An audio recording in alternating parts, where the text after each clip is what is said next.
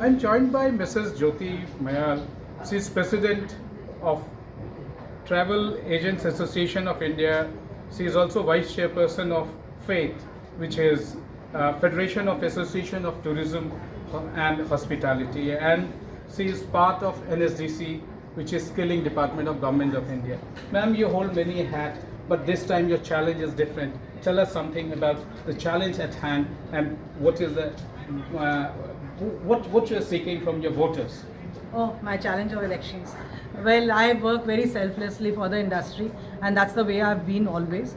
I think I earned everything from this industry, and I've been giving back since the COVID time, and it was a very challenging time for me. And I'm going to be standing again for this 2 terms because I have a vision.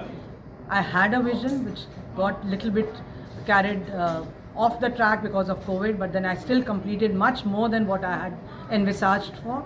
And I have a couple of more visions that I need to grow, that I need to make my small agents actually become independent and be the owners of their own business, and give them technology, give them ways of working. I also want to see that the TCS is actually abolished. I also want to see IGST come in so that members can benefit out of it.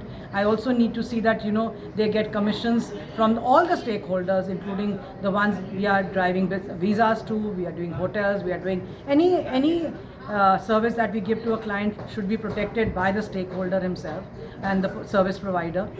And the most challenging is that I need to protect my members from the low cost airlines, because we are seeing that a lot of airlines which are coming up are actually going default, and they take away our money when they go default. And that's a very big challenge, because it takes you years to actually fill a pond, but it takes you 1 minute when it becomes dry.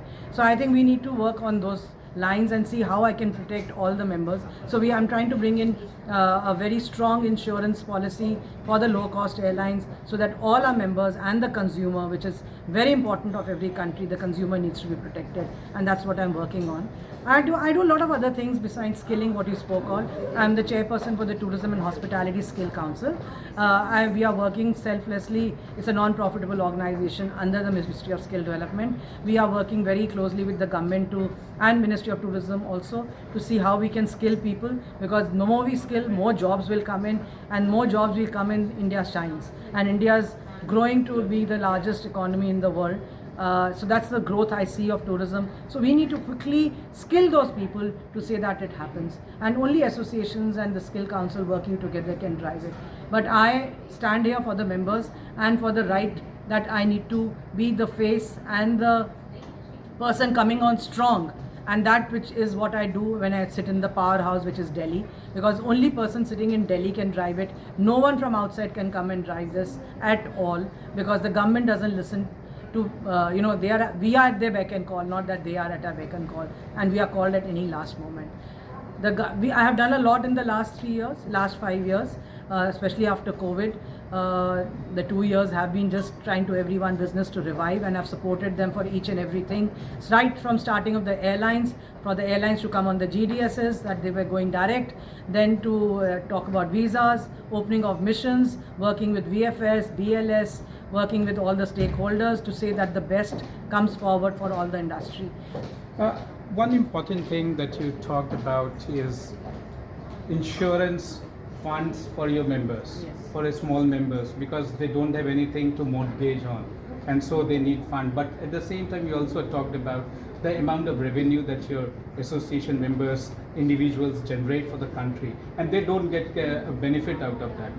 These are two very important, solid points that you would be looking to fight elections for. Thank you. Yes, I think so. Because why are we in business? In business, we are to make money. No one is here for charity. Otherwise, we would be working in all NGOs only. So I think that is the power I need to give to my association and to my members. That they should be self-sufficient. They should be resilient to stand up to all challenges and calamities of the world. And they should be also making money. Why not? It is for the betterment of the industry. We need a transparent association, yes. We need a working association, yes. We need to work together, yes. Each and every member should be working together jointly to drive the best. We are here to make this association very big. You know, we are here to make the association, much stronger, much more resilient, much more transparent.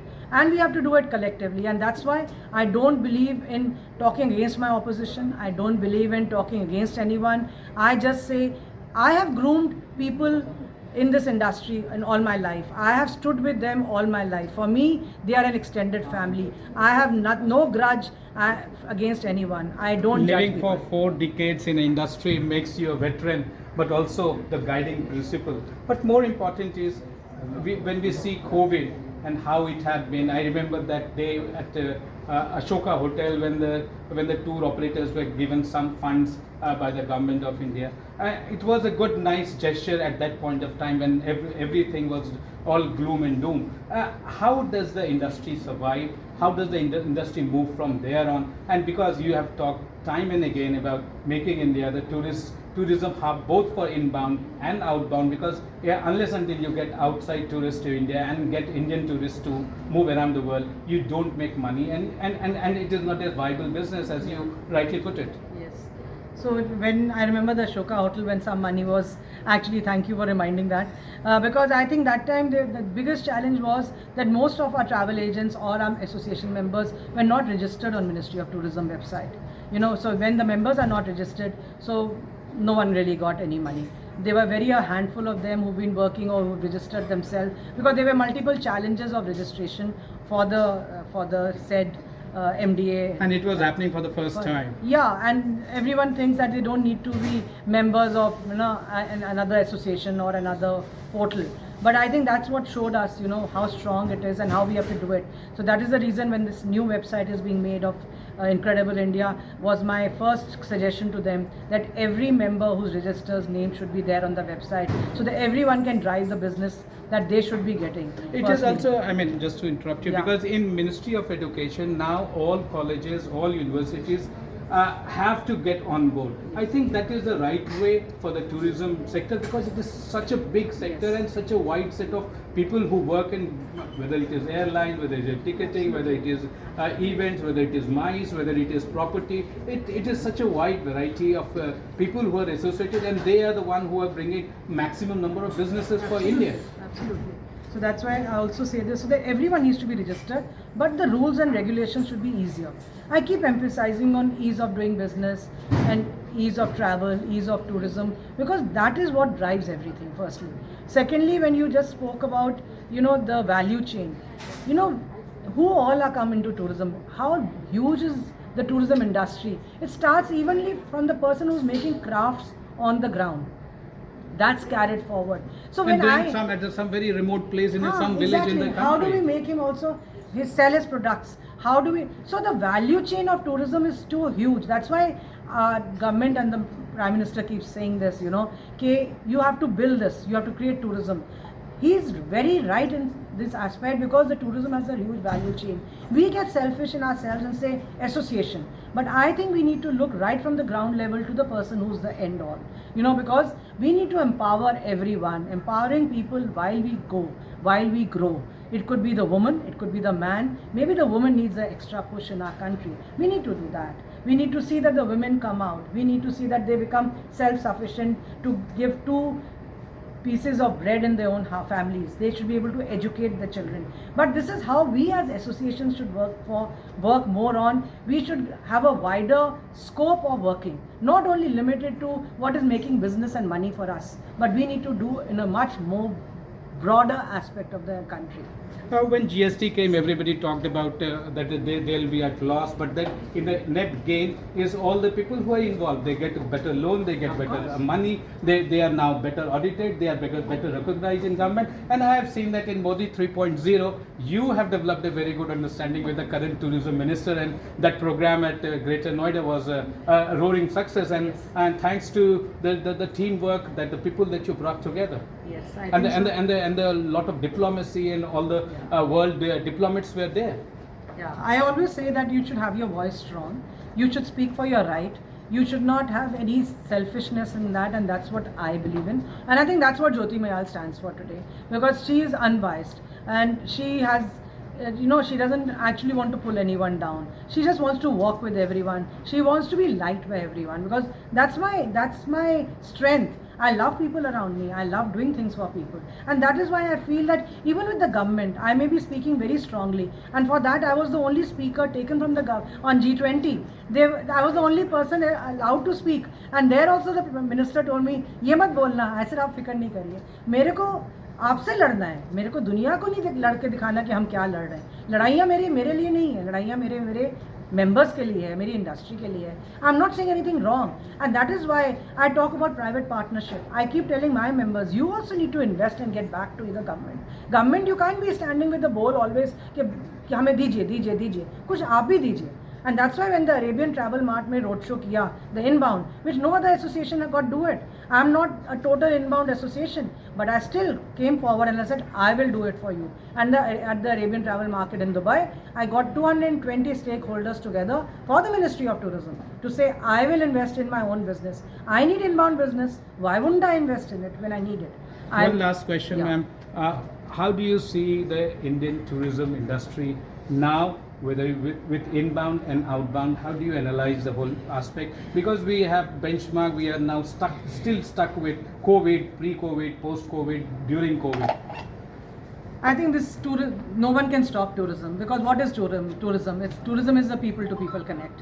We are all human beings. We got fed up of sitting inside the four walls in COVID. I still wanted to hug someone. I wanted to hold hands with someone. And like I always said, you can get onto virtual reality. You can't hug your screen. You can only hug people. So tourism will always be in the rise, because the more I travel, more I meet the world, more I meet my people, is something that I share my love and respect with. And that is why I keep building on tourism a lot, and tourism just needs to grow, and it's going to grow in leaps and bounds. But we all collectively need to get together. And this last message again I'm going to say for my elections: people, think of not supporting your friends who can't deliver. Think of people who can deliver, because you are the change of this industry. You need to make this industry change to make it stronger.